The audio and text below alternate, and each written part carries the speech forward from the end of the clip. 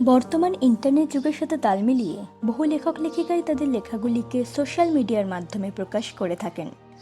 আর তাদের এই লেখাগুলি আরও প্রাণবন্ত করার উদ্দেশ্যে কথা ও কাহিনীর যাত্রা শুরু। বাংলা সাহিত্যের বিবিধ রচনা সামগ্রী দিয়ে সাজানো কথা ও কাহিনীর আজকের নিবেদন অভিমান। লেখিকা সায়ন্তনী ভট্টাচার্য। পেশাগতভাবে চিত্রশিল্পী এবং শিক্ষিকা হলেও নিছক শখের বশেই সায়ন্তনের লেখালেখির জগতে আত্মপ্রকাশ। গল্পটি আমরা প্রতিলিপি.com থেকে সংগ্রহ করেছি। গল্পের সূত্রধর আমি, শিল্পী। গল্পের প্রধান চরিত্রে সৈকত ও তৃণা। সৈকত এবং অন্যান্য পুরুষ কণ্ঠে সায়ন্তন দে, আর তৃণা এবং অন্যান্য মহিলা কণ্ঠে পর্ণা ঘোষ। গল্প বলার সুবিধার্থে মূল ধারাকে অক্ষুণ্ণ রেখে গল্পের মধ্যে কিছু পরিবর্তন আনা হয়েছে। নদীর পাড়ের মতনই সম্পর্কের পাড় যেমন ভাঙে তেমনি গড়েও। আর এই টানাপোড়েন নিয়েই আজকের আমাদের গল্প অভিমান। শুনতে থাকুন, শুরু হচ্ছে অভিমান। তখন রাত্রি 9টা বাজে। হঠাৎ কলিং বেলের শব্দ পেয়ে সুরজিৎবাবু গেলেন দরজা খুলতে। সৈকত ফিরে এসেছে। সে এসে দেখল মা বাবা দুজনেই আশা করে বসে আছেন। কি বলে যে ওদের সান্ত্বনা দেবে নিজেই বুঝে উঠতে পারল না। ছেলের শুকনো মুখ দেখে ওনাদেরও বুঝতে বাকি রইল না কি হয়েছে। অলক্ষ্যে দুজনেই দীর্ঘশ্বাস ফেললেন। সুরজিৎবাবু ছেলের অবস্থা দেখে থাকতে না পেরে স্ত্রীকে বলেই ফেললেন, বুঝলে রমা, দোষটা আমারই। আমার ভুলের জন্যই আমাদের ছেলেটা শাস্তি পাচ্ছে এতদিন ধরে। কিন্তু আর না, অনেক হয়েছে। এবার একটা চূড়ান্ত ফয়সালা দরকার। কাল সকালেই আমি তথাগত বাবুর সাথে কথা বলবো এই ব্যাপারে। যা ভালো বোঝো করো, তবে আমার ছেলেটা সত্যি খুব কষ্টে আছে গো। নিজের ঘরে এসে চটপট ফ্রেশ হয়ে চেঞ্জ করে সৈকত শুয়ে পড়ল আলো নেভিয়ে। সারাদিন খুব ধকল গেছে, শারীরিকভাবে আর মানসিকভাবেও। তবু কিছুতেই ঘুম আসছে না সৈকতের। চোখ বন্ধ করলেই ভেসে ওঠে আজ থেকে ঠিক 1 বছর আগের দিনটি। অব্যক্ত যন্ত্রণায় একটা কথাই ওর মন বলে, কেন তৃণা, কেন? শুধু আমার গায়ের রংটাই তোমার চোখে পড়ল? আমার ভালোবাসাটা দেখলে না? অন্ধকার ঘরে শুয়ে শুয়ে একের পর এক সেই ঘটনাগুলি জেগে ওঠে সৈকতের মনের ক্যানভাসে। গত বছর এই দিনেই সৈকত আর তৃণা আবদ্ধ হয়েছিল বিবাহ বন্ধনে।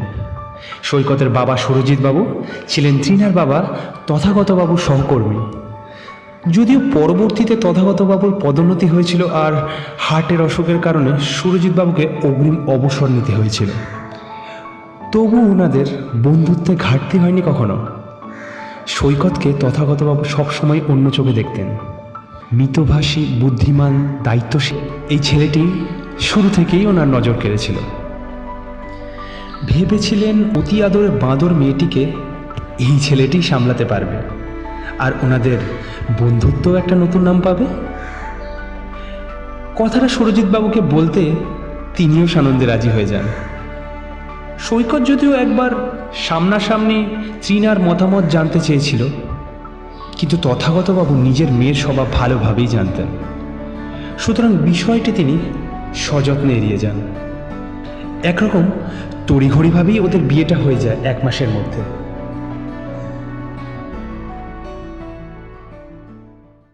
ফুলশয্যার রাতে যখন সৈকত তৃণার হাতে আংটি পরাতে যায়, প্রায় ছিটকে তৃণা বিছানা থেকে উঠে দাঁড়ায়। রাগে ফুঁসতে ফুঁসতে সৈকতের দিকে আঙুল তুলে বলতে থাকে, খবরদার, ভুলেও আমাকে ছোঁয়ার চেষ্টা করবে না বলে দিলাম। তুমি ভাবলে কি করে তোমার মতো একটা কালো ভূতকে আমি পছন্দ করব? শুধু পুঁথিগত বিদ্যা থাকলেই হয় না, যুগের সঙ্গে তাল মিলিয়ে চলতেও জানতে হয়। আর যেটা তোমার মতো একটা ব্যাকডেটেড লোকের পক্ষে একেবারেই অসম্ভব। তাহলে রাজি হয়েছিলে কেন এই বিয়েতে? বিয়েতে রাজি আমি কোনোদিনই হইনি, বাধ্য হয়েছিলাম সবার জোরাজুরিতে। কিন্তু ভুল ভাঙল শুভ দৃষ্টির সময়। তার মানে বিয়ের আগে তুমি আমার ছবি দেখোনি? অবাক বিস্ময়ে প্রশ্ন করে সৈকত। বাবার উপরে বিশ্বাস করেছিলাম, ভেবেছিলাম বাবা অন্তত আমার জন্য একটা সুশ্রী পাত্র ঠিক করেছে, কিন্তু এইভাবে ঠকে যাব ভাবিনি। সেদিনের পর থেকেই নিজেকে গুটিয়ে নিয়েছিল সৈকত। ঝগড়া বিবাদ কোনোদিনই সে পছন্দ করতো না, তাই সেদিনও জিজ্ঞেস করতে পারল না, ঠকলোটা কে ত্রিনা? তুমি না আমি? বিয়ের পর ত্রিনার জীবনে খুব একটা পরিবর্তন লক্ষিত হয় না। সে আগের মতোই বন্ধুদের সাথে আড্ডা দেয়, ক্লাবে যায়। সুরজিৎবাবু ও শর্মা দেবীও বিশেষ কিছু বলতেন না। ত্রিনাকে ওনারা নিজের মেয়ের মতোই ভালোবাসতেন। একদিন এক বান্ধবীর জন্মদিনে প্রয়োজনের অতিরিক্ত ড্রিঙ্ক করে বাড়ি ফেরে ত্রিনা। কলিং বেলের শব্দ পেয়ে সৈকত গেল দরজা খুলতে। ত্রিনা, তুমি কি ড্রিঙ্ক? হ্যাঁ, আমি ড্রিঙ্ক করে এসেছি তো। আচ্ছা বেশ বেশ, চুপ, ভেতরে এসো, এখন ঘরে চলো শিগগির। তুমি শুয়ে পড়ো ত্রিনা, আজ আমি না হয় পাশের ঘরে শুয়ে যাচ্ছি। এই সময় এসিটা অন করে ত্রিনার গায়ে চাদর চাপা দিয়ে সৈকত চলেই যাচ্ছিল। আর ঠিক সেই সময় ওই রুমে যাওয়াটা কি খুব দরকার আজকে? মানে? সৈকত। ত্রিনা সৈকতের হাতটা শক্ত করে ধরে নেশার ঘুরেই কাছে টেনে নিল ত্রিনা। জীবনে প্রথম ভালোবাসাকে ফিরিয়ে দিতে পারে না সৈকত। রাতের অন্ধকারে একাত্ম হয়ে যায় তারা, কিন্তু ভুল ভাঙে পরের দিন সকালে, যখন ত্রিনা সরাসরি সৈকতকে দায়ী করে এই ঘটনার জন্য। আর কেউ কিছু বুঝে ওঠার আগেই রাগে বাড়ি ছেড়ে চলে যায় ত্রিনা। সুরজিৎবাবু শর্মা দেবী যদিও কয়েকবার গিয়েছিলেন ত্রিনাকে ফিরিয়ে আনার জন্য, সৈকত একবারের তরেও যায়নি।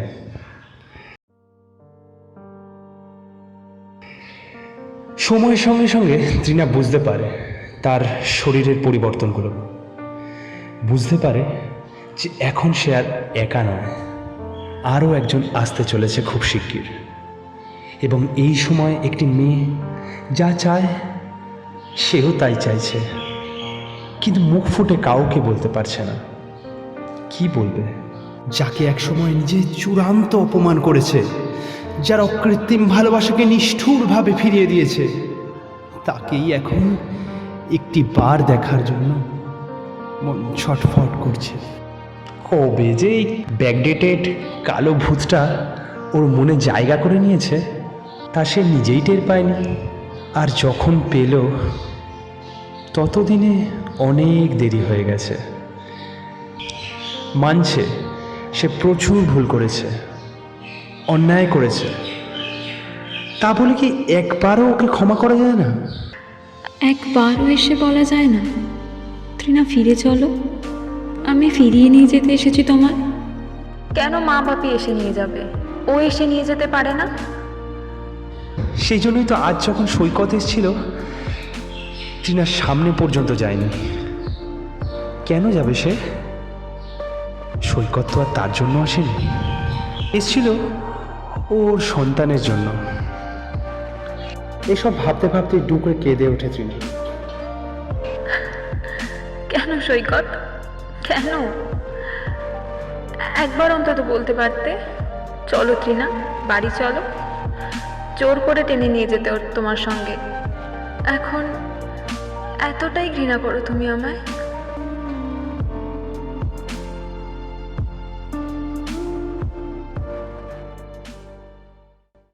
একদিন হঠাৎ সৈকতের ফোনটা বেজে ওঠে।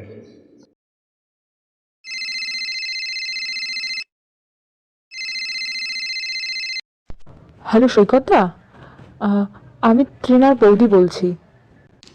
হ্যাঁ বৌদি, বলুন। আপনার আওয়াজটা ওরকম শোনাচ্ছে কেন? সব ঠিক আছে তো? নিঃশ্বাস বন্ধ করে একটা আগাম দুঃসংবাদের অপেক্ষা করতে থাকে সৈকত। বলছিলাম আপনি একটু হাসপাতালে আসতে পারবেন? আসলে সে কি, কোন হসপিটাল? নাম বলুন, আমি এক্ষুনি যাচ্ছি। বৌদির কথার মধ্যেই বলে ওঠে সৈকত। হসপিটালের নাম জেনে তক্ষুনি বেরিয়ে পড়ে। আধ ঘন্টা পর সৈকত হসপিটালে পৌঁছায়। তৃণার বাড়ি সকলেই প্রায় সেখানে উপস্থিত। কি হয়েছে জানতে যাওয়ায় তথাগতবাবু বললেন, কিছুদিন ধরে তৃণা খুব চুপচাপ হয়ে গিয়েছিল। ঠিকমতো খাওয়া দাওয়া করতো না, বেশিরভাগ সময় নিজের ঘরেই কাটাতো। আজকে সকালে হঠাৎ অজ্ঞান হয়ে পড়ে যায়। এমন সময় ডাক্তার ওটি থেকে বেরিয়ে আসেন। তৃণা কেমন আছে ডাক্তারবাবু? ভাঙা ভাঙা গলায় জিজ্ঞেস করে সৈকত। এখন স্টেবল আছেন, যদিও জ্ঞান ফিরতে আরও কিছুটা সময় লাগবে, আর বাচ্চাও ঠিক আছে। বাট প্লিজ ওনার খাওয়া দাওয়ার প্রতি একটু লক্ষ্য রাখবেন। আসলে দুর্বলতার জন্যই উনি এরকম অজ্ঞান হয়ে গিয়েছিলেন। মাথায় আলতো হাতের স্পর্শে চোখ খুলে তাকায় তৃণা। দেখে সৈকত মাথায় আস্তে আস্তে হাত বুলিয়ে দিচ্ছে। হঠাৎ করেই মনে পড়ে যায় সকালের ঘটনা। নিজের অজান্তেই হাত চলে যায় গড়ে। কান্না ভেজা গলায় জিজ্ঞেস করতে থাকে, আমার সন্তান ঠিক আছে তো সৈকত? ওর কোনো ক্ষতি হয়নি তো? তুমি হয়তো ভাবছো আমি ইচ্ছা করে এমনটা করেছি। তুমি বিশ্বাস করো, আমি সত্যি কিছু করিনি। আমিও খুব ভালোবাসি ওকে সৈকত। আমার থেকেও বেশি? সৈকতের এই প্রশ্নে কান্না থামি হঠাৎ অবাক হয়ে তাকায় তৃণা। কি হলো, অমনভাবে তাকিয়ে আছো যে? আমার প্রশ্নের উত্তর দিলে না? প্রথমত, আমাদের সন্তান একদম ঠিক আছে। দ্বিতীয়ত, তুমি এটাই ভাবছো তো আমি কিভাবে তোমার মনের কথা জানলাম? বৌদি বলেছে, কাল রাতে আমি তোমাদের বাড়ি থেকে বেরিয়ে আসার পর তুমি খুব কাঁদছিলে। আর এটাও লক্ষ্য করেছে ইদানিং প্রায় সময়ই আমাদের বিয়ের অ্যালবাম দেখো। আমি ফোন করলে আড়ি পেতে কথা শোনো।